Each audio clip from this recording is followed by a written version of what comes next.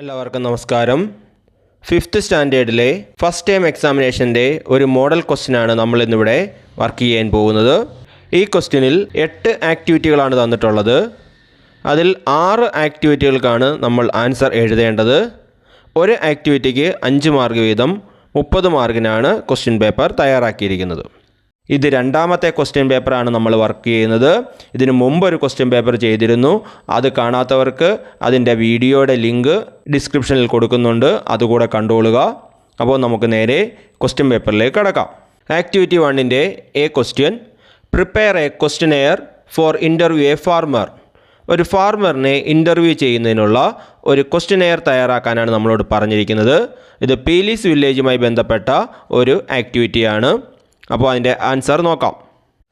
Where do you sell your product? നിങ്ങളുടെ പ്രോഡക്റ്റുകളൊക്കെ എവിടെയാണ് നിങ്ങൾ വിൽക്കുന്നത്? രണ്ടാമത്തേത്, how do you protect your crops from pest? അതായത് കീടങ്ങളിൽ നിന്ന് നിങ്ങളുടെ വിളകളെയൊക്കെ എങ്ങനെയാണ് സംരക്ഷിക്കുന്നത്? Can you describe your farming operation? നിങ്ങളുടെ കൃഷി രീതികളൊക്കെ ഒന്ന് ഡിസ്ക്രൈബ് ചെയ്യാമോ? അടുത്തതായിട്ട്, what are the biggest challenges you face as a farmer? നിങ്ങളൊരു കർഷകൻ എന്ന നിലയിൽ എന്തൊക്കെ പ്രതിസന്ധികളാണ് നിങ്ങൾ നേരിടേണ്ടി വന്നിട്ടുള്ളത്? What advice would you given to the young generation? പുതിയ തലമുറയ്ക്ക് നൽകാൻ കഴിയുന്ന ഉപദേശം എന്തെല്ലാമാണ്? അപ്പോൾ ഇത്രയുമാണ് നമ്മൾ ഒരു ക്വസ്റ്റ്യനെയർ എന്ന രീതിയിൽ ഇവിടെ തയ്യാറാക്കിയിരിക്കുന്നത്. അപ്പോൾ ഒരു കർഷകനെ ഇൻ്റർവ്യൂ ചെയ്യുന്നതിന് നമുക്ക് സാധാരണ രീതിയിൽ ചോദിക്കാൻ കഴിയുന്ന ചോദ്യങ്ങൾ ഇതൊക്കെയാണ്. 2-3 ചോദ്യങ്ങൾ നിങ്ങൾ പഠിച്ചു വെക്കുക. അപ്പോൾ പരീക്ഷയ്ക്ക് ചോദിച്ചാൽ അത് എഴുതാൻ സാധിക്കും. അതിൻ്റെ B question: what are the new pieces of information U gain during the journey of Peeli's village? Share your experience with your friends. അതായത് നിങ്ങൾ പീലീസ് വില്ലേജിലേക്ക് പോയപ്പോൾ എന്തെല്ലാം പുതിയ വിവരങ്ങളാണ് നിങ്ങൾക്ക് അവിടെ നിന്ന് ലഭിച്ചത്? നിങ്ങളുടെ സുഹൃത്തുക്കളുമായിട്ട് അതൊന്ന് ഷെയർ ചെയ്യാനാണ് പറഞ്ഞിരിക്കുന്നത്. അപ്പോൾ നമുക്ക് ആൻസർ നോക്കാം. Village is more beautiful than city. അതായത് വില്ലേജ് സിറ്റിയേക്കാൾ കൂടുതൽ ബ്യൂട്ടിഫുൾ ആണ്. The village is blessed with clean water, clean air and clean surroundings. Village നല്ല വാട്ടർ കൊണ്ടും വെള്ളം കൊണ്ടും നല്ല വായു കൊണ്ടും നല്ല ചുറ്റുപാടുകളും കൊണ്ടും അനുഗ്രഹീതമാണ്. അടുത്ത point, most people are farmers. കൂടുതൽ ആളുകളും കൃഷിക്കാരാണ്. അടുത്ത point, people can leave happily even without internet and mobile phone. അതായത് ആളുകൾ വളരെ സന്തുഷ്ടവാനാണ്. ഇൻ്റർനെറ്റ് ഇല്ലെങ്കിലും മൊബൈൽ ഫോൺ ഇല്ലെങ്കിൽ പോലും അവർ വളരെ സന്തോഷത്തോടു കൂടിയാണ് ജീവിക്കുന്നത്.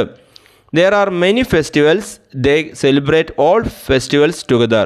അവിടെ ധാരാളം ഉത്സവങ്ങളുണ്ട്. എല്ലാ ഉത്സവങ്ങളും അവർ ഒരുമിച്ച് ആഘോഷിക്കുന്നതാണ്. There are many playgrounds and other facilities for children to play in the village. ധാരാളം കളിസ്ഥലങ്ങളും മറ്റ് സൗകര്യങ്ങളൊക്കെ കുട്ടികൾക്ക് കളിക്കാനായിട്ടുണ്ട്. അപ്പോൾ ഒരു വില്ലേജിൻ്റെ പ്രത്യേകത എന്നുള്ള രീതിയിൽ നമുക്കിത് പഠിച്ചു വെക്കാം. പീലിയുടെ വില്ലേജിലേക്ക് ചെന്നപ്പോൾ അവർ കണ്ട അല്ലെങ്കിൽ അവർക്ക് അനുഭവപ്പെട്ട അവിടുത്തെ പ്രത്യേകതകളാണ് ചോദിച്ചിരിക്കുന്നത്. പരീക്ഷയ്ക്ക് ചിലപ്പോൾ വില്ലേജിൻ്റെ പ്രത്യേകതകളായിട്ട് ചോദിച്ചാലും നമുക്ക് ഇത് എഴുതാൻ സാധിക്കും. അപ്പോൾ ഇത്രയുമാണ് ആക്ടിവിറ്റി 1. അടുത്തതായി activity 2 A question: complete the flow chart. അപ്പോൾ നമുക്കവിടെ ഒരു ഫ്ലോ ചാർട്ട് തന്നിരിക്കുന്നു. അത് 2nd യൂണിറ്റായ ഫുഡ് ആൻഡ് ഹ്യൂമൻ എന്നുള്ള പാഠഭാഗത്തിനെ ബേസ് ചെയ്തിട്ടുള്ള ഒരു ചോദ്യമാണ്. ആ ഫ്ലോ ചാർട്ട് കംപ്ലീറ്റ് ചെയ്യാനാണ് പറഞ്ഞിരിക്കുന്നത്. അതിലെ ആദ്യത്തേത് അവസാനത്തേത് നമുക്ക് തന്നിട്ടുണ്ട്.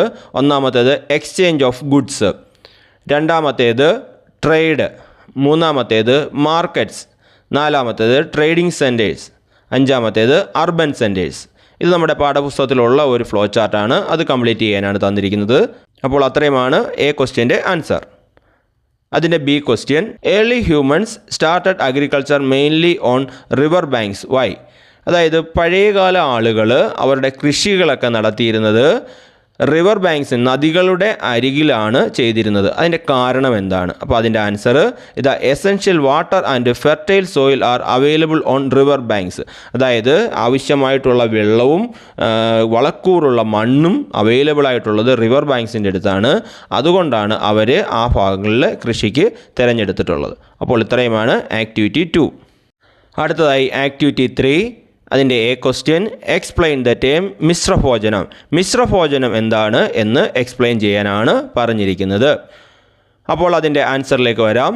There are various type of inequalities in our country related to food.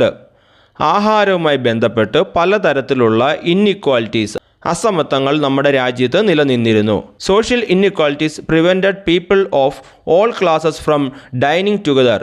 അതായത് നമ്മുടെ എല്ലാ തരത്തിലുള്ള ആളുകളും ഒരുമിച്ചിരുന്ന് ആഹാരം കഴിക്കുന്നതിനെ തടയുന്ന ഒരു സോഷ്യൽ ഇൻഇക്വാലിറ്റി നിലനിന്നിരുന്നു. Under the leadership of social reformer Sahodaran Ayyappan, an inter-dining initiative named Mishra Bhojanam was held at Cherai in Ernakulam against this discrimination. Social reformer ആയിട്ടുള്ള സഹോദരൻ അയ്യപ്പൻ്റെ നേതൃത്വത്തിൽ ഇതിനെതിരായിട്ട് മിശ്രഭോജനം എന്ന് പറയുന്ന ഒരു കാര്യം എറണാകുളത്തെ ചേറായിയിൽ നടത്തപ്പെട്ടു. മിശ്രഭോജനം എന്നതുകൊണ്ട് ഉദ്ദേശിക്കുന്നത് എല്ലാ തരത്തിലുള്ള ആളുകളും എല്ലാ ക്ലാസ്സിലുള്ള ആളുകളും ഒരുമിച്ചിരുന്ന് ആഹാരം കഴിക്കുക എന്നുള്ളതാണ്. അപ്പോൾ ഇതിനെയാണ് നമ്മൾ മിശ്രഭോജനം എന്ന് പറയുന്നത്. അപ്പോൾ എ ക്വസ്റ്റ്യൻ്റെ ആൻസർ ഇത്രയാണ്. Starvation still exist in many parts of the world. What may be the reasons?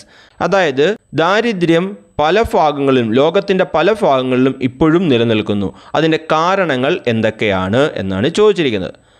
അപ്പോൾ അതിൻ്റെ ആൻസർ നോക്കാം. അതിൻ്റെ ഒരു പ്രധാനപ്പെട്ട കാരണം എന്ന് പറയുന്നത് ക്ലൈമറ്റ് ചേഞ്ച് ആണ്. കാലാവസ്ഥാ മാറ്റം കൊണ്ട് നമുക്ക് പട്ടിണി അല്ലെങ്കിൽ ദാരിദ്ര്യം ഉണ്ടാവും.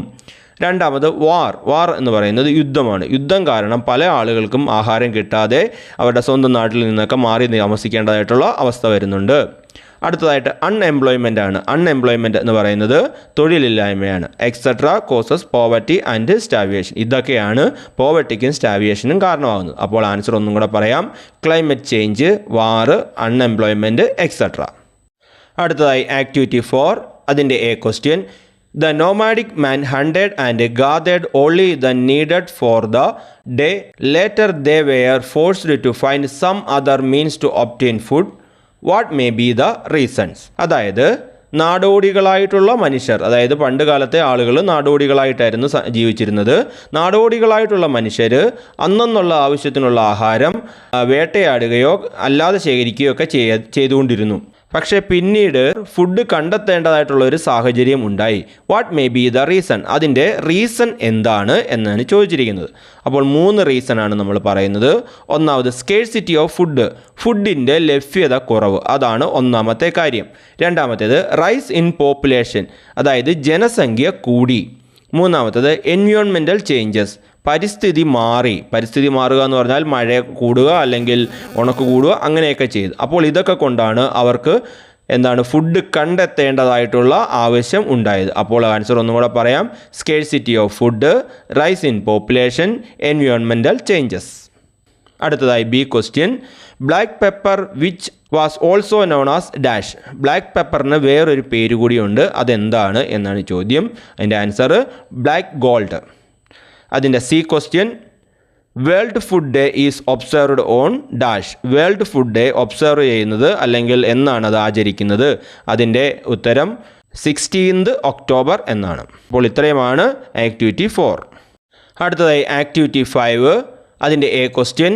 Classify the following employments into agricultural employments and non agricultural employments. അതായത് താഴെ തന്നിരിക്കുന്ന എംപ്ലോയ്മെൻറ്റ്സിനെ അഗ്രികൾച്ചറൽ എംപ്ലോയ്മെൻ്റ് എന്നും നോൺ അഗ്രികൾച്ചറൽ എംപ്ലോയ്മെൻ്റ് എന്നും രണ്ടായിട്ട് തിരിക്കാനാണ് പറഞ്ഞിരിക്കുന്നത്. അപ്പോൾ എന്തൊക്കെയാണ് തന്നിരിക്കുന്നത് നോക്കാം. Business, pisciculture, teaching, animal husbandry, horticulture, transportation, cultivation of rice, building, construction. അപ്പോൾ നമുക്ക് നോക്കാം. 2 ടേബിളാണ് നമ്മൾ തന്നിരിക്കുന്നത്. അതിലെ അഗ്രികൾച്ചറൽ എംപ്ലോയ്മെൻറ്റ് ഏതൊക്കെ വരും, നോൺ അഗ്രികൾച്ചറൽ എംപ്ലോയ്മെൻറ്റ് ഏതൊക്കെ വരും എന്ന് നോക്കാം. അപ്പോൾ ബിസിനസ് എന്ന് പറയുന്നത് അഗ്രികൾച്ചറൽ എംപ്ലോയ്മെൻ്റ് അല്ല, നോൺ അഗ്രികൾച്ചറൽ എംപ്ലോയ്മെൻ്റ് ആണ്. പിസിക്കൾച്ചർ എന്ന് പറയുന്നത് മത്സ്യകൃഷിയാണ്, അത് അഗ്രികൾച്ചറൽ എംപ്ലോയ്മെൻ്റ് ആണ്. ടീച്ചിങ് എന്ന് പറയുന്നത് നോൺ അഗ്രികൾച്ചറൽ എംപ്ലോയ്മെൻ്റ് ആണ്. ആനിമൽ ഹസ്ബൻഡറി എന്ന് പറയുന്നത് മൃഗപരിപാലനമാണ്, അത് അഗ്രികൾച്ചറൽ എംപ്ലോയ്മെൻ്റ് ആണ്. ഹോർട്ടിക്കൾച്ചർ എന്ന് പറയുന്നത് പച്ചക്കറി കൃഷിയാണ്, അത് അഗ്രികൾച്ചറൽ എംപ്ലോയ്മെൻ്റ് ആണ്. ട്രാൻസ്പോർട്ടേഷൻ എന്ന് പറയുന്നത് ഗതാഗതമാണ്, അതൊരു നോൺ അഗ്രികൾച്ചറൽ എംപ്ലോയ്മെൻ്റ് ആണ്. കൾട്ടിവേഷൻ ഓഫ് റൈസ് എന്ന് പറയുന്നത് നെല്ലുൽപാദനമാണ്, അത് അഗ്രികൾച്ചറൽ എംപ്ലോയ്മെൻ്റ് ആണ്. ബിൽഡിംഗ് കൺസ്ട്രക്ഷൻ എന്ന് പറയുന്നത് വീട് നിർമ്മാണമാണ്, അതൊരു നോൺ അഗ്രികൾച്ചറൽ എംപ്ലോയ്മെൻ്റ് ആണ്. അപ്പോൾ അഗ്രികൾച്ചറൽ എംപ്ലോയ്മെൻ്റ് എന്ന് പറയുന്നത് pisciculture, animal husbandry, horticulture, cultivation of rice. അടുത്ത നോൺ അഗ്രികൾച്ചറൽ എംപ്ലോയ്മെൻ്റ് എന്ന് പറയുന്നത് business, teaching, transportation, building, construction. അടുത്തതായി അതിൻ്റെ B question, dash is the total income received by a person from various source of income during a particular period. ഒരു നിശ്ചിത കാലയളവിൽ ഒരാൾക്ക് പല രീതിയിൽ ലഭിക്കുന്ന വരുമാനങ്ങളുടെ മൊത്തം തുകയെ നമ്മൾ പറയുന്നത് എന്താണ് എന്നാണ് ചോദ്യം. അപ്പോൾ അതിൻ്റെ ഉത്തരം personal income or individual income. അതായത് ഒരാൾക്ക് ഒരു പർട്ടിക്കുലർ പീരീഡിൽ കിട്ടുന്ന ഇൻകത്തിനെ പറയുന്ന പേരാണ് ഇൻഡിവിജ്വൽ ഇൻകം അല്ലെങ്കിൽ പേഴ്സണൽ ഇൻകം. അപ്പോൾ ഇത്രയുമാണ് ആക്ടിവിറ്റി 5. അടുത്തതായി ആക്ടിവിറ്റി 6 ആണ്. അതിൻ്റെ A question, observe the list of income from the various sources are given below and match the sides. അപ്പോൾ അവിടെ ഒരു ടേബിൾ തന്നിട്ടുണ്ട്. അതിന് 2 കോളങ്ങളാണുള്ളത്. ഒന്നാമത്തെ കോളത്തിൽ സോഴ്സ് ഓഫ് ഇൻകം, അടുത്ത കോളത്തിൽ ഇൻകം. അപ്പോൾ agriculture, business, bank deposit, assets, ഇതാണ് സോഴ്സ് ഓഫ് ഇൻകത്തിൽ തന്നിരിക്കുന്നത്. ഇൻകത്തിൽ തന്നിരിക്കുന്നത് ഇൻട്രസ്റ്റ്, ക്രോപ്പ്, റെൻറ്റ്, പ്രോഫിറ്റ്, ഇത്രയുമാണ്. അപ്പോൾ ഇതിനെ ഒന്ന് മാച്ച് ചെയ്യാൻ നമുക്ക് നോക്കാം. ആദ്യത്തേത് അഗ്രികൾച്ചർ. അഗ്രികൾച്ചറിൻ്റെ ഇൻകം എന്ന് പറയുന്നത് അതിൻ്റെ ക്രോപ്പാണ്, വിളകളിൽ നിന്നാണ് അതിൻ്റെ ഇൻകം ലഭിക്കുന്നത്. രണ്ടാമത്തേത് ബിസിനസ്. ബിസിനസ്സിൽ നിന്ന് നമുക്ക് ഇൻകം ലഭിക്കുന്നത് പ്രോഫിറ്റാണ്, ലാഭമാണ്. മൂന്നാമത്തേത് ബാങ്ക് ഡിപ്പോസിറ്റ്. അതിൽ നിന്ന് നമുക്ക് ലഭിക്കുന്ന ഇൻകം എന്ന് പറയുന്നത് ഇൻട്രസ്റ്റ് ആണ്, അതായത് പലിശയാണ്. അടുത്തതായിട്ട് അസറ്റ്സ് ആണ്. അസറ്റുകളിൽ നിന്ന് നമുക്ക് ലഭിക്കുന്ന ഇൻകം എന്ന് പറയുന്നത് റെൻ്റാണ് അല്ലെങ്കിൽ വാടക എന്ന് പറയും. അപ്പോൾ ഇത്രയുമാണ് എ ക്വസ്റ്റ്യൻ്റെ ആൻസർ. അടുത്തതായിട്ട് B question, what is employment? Employment എന്ന് പറഞ്ഞാൽ എന്താണ് എന്നാണ് ചോദ്യം. Answer, employment is the work done by a person physically or intellectually for income. അതായത് ഒരാൾ ഫിസിക്കലായിട്ടും കായികമായിട്ടും അല്ലെങ്കിൽ ബുദ്ധിപരമായിട്ടും വരുമാനത്തിന് വേണ്ടി ചെയ്യുന്നതിനെയാണ് നമ്മൾ എംപ്ലോയ്മെൻറ്റ് എന്ന് പറയുന്നത്. അപ്പോൾ employment is the work done by a person physically or intellectually for income. അപ്പോൾ ഇത്രയുമാണ് ആക്ടിവിറ്റി 6. അടുത്തതായി ആക്ടിവിറ്റി 7. അതിൻ്റെ A question, what materials did early humans use as clothing? വസ്ത്രത്തിന് വേണ്ടിയിട്ട് പുരാതന മനുഷ്യർ എന്തൊക്കെയാണ് ഉപയോഗിച്ചുകൊണ്ടിരുന്നത്? അതിലെ ആൻസറിലേക്ക് നോക്കാം. ആദ്യത്തേത് ബാർക്ക് ഓഫ് ട്രീസ്, അതായത് മര ഉരി എന്ന് പറയും, അതായത് മരത്തിൻ്റെ തോല്, അതിനെയാണ് ബാർക്ക് ഓഫ് ട്രീസ് എന്ന് പറയുന്നത്. രണ്ടാമത്തേത് ഹൈഡ്, ആനിമൽ സ്കിൻ, അതായത് മൃഗങ്ങളുടെ തോലിനെയാണ് ഹൈഡ് എന്ന് പറയുന്നത്. അടുത്തതായിട്ട് ഗ്രാസ് ഓർ ലീവ്സ്, പുല്ലുകൾ അല്ലെങ്കിൽ ഇലകൾ. അപ്പോൾ ഇതാണ് സാധാരണ ഏർലി ഹ്യൂമൻസ് ക്ലോത്തിങ് ആയിട്ട് ഉപയോഗിച്ചുകൊണ്ടിരുന്നത്. അപ്പോൾ ആൻസർ ഒന്നുകൂടെ നോക്കാം. Bark of trees, hide, grass or leaves. അതിൻ്റെ B question, how does clothing become useful to us? അതായത് വസ്ത്രങ്ങൾ നമുക്ക് എങ്ങനെയാണ് യൂസ്ഫുൾ ആകുന്നത് അല്ലെങ്കിൽ എങ്ങനെയൊക്കെയാണ് അതിൻ്റെ ഉപയോഗം എന്നാണ് ചോദിച്ചിരിക്കുന്നത്. അപ്പോൾ അതിൻ്റെ ആൻസർ, പ്രൊട്ടക്ഷൻ ഫ്രം കോൾഡ്, അതായത് തണുപ്പിൽ നിന്നും രക്ഷ നേടുന്നതിന്. പ്രൊട്ടക്ഷൻ ഫ്രം ഹീറ്റ്, ചൂടിൽ നിന്നും രക്ഷ നേടുന്നതിന്. മെയിൻറ്റെയിൻസ് ബോഡി ടെമ്പറേച്ചർ, ശരീരത്തിൻ്റെ ടെമ്പറേച്ചർ നിലനിർത്തുന്നതിന്. പ്രൊട്ടക്ഷൻ ഫ്രം ഇൻസെക്ട്സ്, ചെറുപ്രാണികളിൽ നിന്നും രക്ഷ നേടുന്നത്. അപ്പോൾ ഇതൊക്കെയാണ് വസ്ത്രങ്ങളുടെ ഉപയോഗം. Protection from cold, protection from heat, maintains body temperature, protection from insects. അപ്പോൾ ഇത്രയുമാണ് 7ാമത്തെ ആക്ടിവിറ്റി. അടുത്തതായി ലാസ്റ്റ് ആക്ടിവിറ്റിയാണ് ആക്ടിവിറ്റി 8. അതിൻ്റെ A question, what are the changes brought by the use of machinery in the manufacturing of cloth? അതായത് വസ്ത്രങ്ങളുടെ നിർമ്മാണത്തിൽ മിഷനറി വന്നതോടുകൂടി എന്തെല്ലാം മാറ്റങ്ങളാണ് ഉണ്ടായത് എന്നാണ് ചോദ്യം. അപ്പോൾ അതിൻ്റെ ആൻസർ നോക്കാം. Increase in production of clothes, വസ്ത്രങ്ങളുടെ നിർമ്മാണം കൂടി. രണ്ടാമത്തേത് റിഡക്ഷൻ ഇൻ ഹ്യൂമൻ ലേബർ, മനുഷ്യൻ്റെ പ്രയത്നം, ജോലി കുറഞ്ഞു. ഡൈവേഴ്സിറ്റി ഇൻ ക്ലോത്തിങ്, ക്ലോത്തിങ്ങിനകത്ത് വൈവിധ്യം വന്നു. ക്വാളിറ്റി ക്ലോത്തിങ്, വസ്ത്രത്തിൽ വളരെ ക്വാളിറ്റി കൂടി, ഗുണം കൂടി.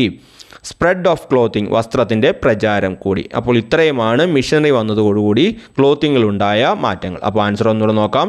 Increase in production of clothes, reduction in human labour, diversity in clothing, quality clothing, spread of clothing.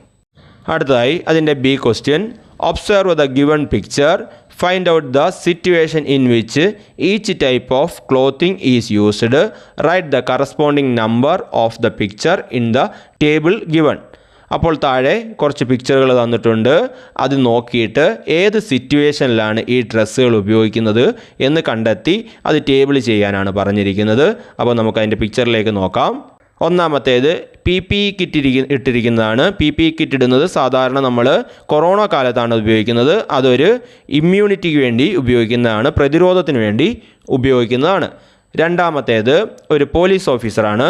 അദ്ദേഹം ധരിച്ചിരിക്കുന്നത് അദ്ദേഹത്തിൻ്റെ അതോറിറ്റിയാണ്, അദ്ദേഹത്തിൻ്റെ അധികാര ചിഹ്നമാണത്. ആ ജോലി ചെയ്യുമ്പോൾ ആ യൂണിഫോം ധരിക്കേണ്ടതായിട്ടുണ്ട്. അടുത്തതായിട്ട് അഡ്വക്കേറ്റാണ്. അവർ ധരിച്ചിരിക്കുന്ന കോട്ട് എന്ന് പറയുന്നത് അവരുടെ തൊഴിലിൻ്റെ ഭാഗമാണ്, എംപ്ലോയ്മെൻറ്റിൻ്റെ ഭാഗമാണ്. അടുത്തതായിട്ട് കഥകളിയാണ്. കഥകളി സമയത്ത് ധരിച്ചിരിക്കുന്ന വസ്ത്രം ആ കലയ്ക്ക് വേണ്ടിയിട്ടാണ്, ആ ആർട്ടിന് വേണ്ടിയിട്ടാണ് ഉപയോഗിക്കുന്നത്.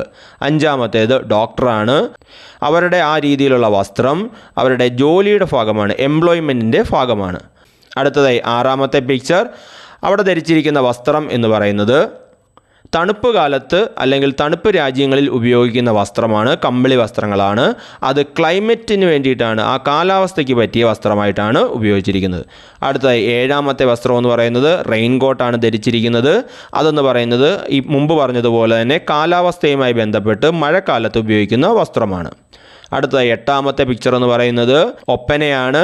അതൊരു ആർട്ടാണ്, ആ കലയ്ക്ക് വേണ്ടിയിട്ടാണ് ആ രീതിയിലുള്ള വസ്ത്രങ്ങൾ ധരിച്ചിരിക്കുന്നത്. അപ്പോൾ നമുക്കതിനെ ടേബിൾ ചെയ്ത് നോക്കാം. ഒന്നാമത്തെ climate picture 6 and 7, immunity picture 1, authority picture 2, employment picture 3 and 5, art picture 4 and 8. അപ്പോൾ ഈ ക്വസ്റ്റ്യനിലെ 8 ആക്ടിവിറ്റികളും നമ്മൾ പറഞ്ഞു കഴിഞ്ഞു. ഇത് എല്ലാവർക്കും മനസ്സിലായി കാണും എന്ന് ഞാൻ പ്രതീക്ഷിക്കുന്നു. സംശയങ്ങൾ എന്തെങ്കിലും ഉണ്ടെങ്കിൽ കമൻ്റായിട്ട് രേഖപ്പെടുത്തുക. നിങ്ങളുടെ സംശയങ്ങൾക്ക് മറുപടി നൽകുന്നതാണ്. അപ്പോൾ ഈ പുസ്തകത്തിലെ മറ്റ് ആക്ടിവിറ്റികളോടും പഠിച്ചോളുക. പരീക്ഷകൾക്ക് എല്ലാവർക്കും ഉയർന്ന ഗ്രേഡുകൾ കിട്ടട്ടെ എന്ന് ആശംസിക്കുന്നു. എല്ലാവർക്കും നന്ദി, നമസ്കാരം.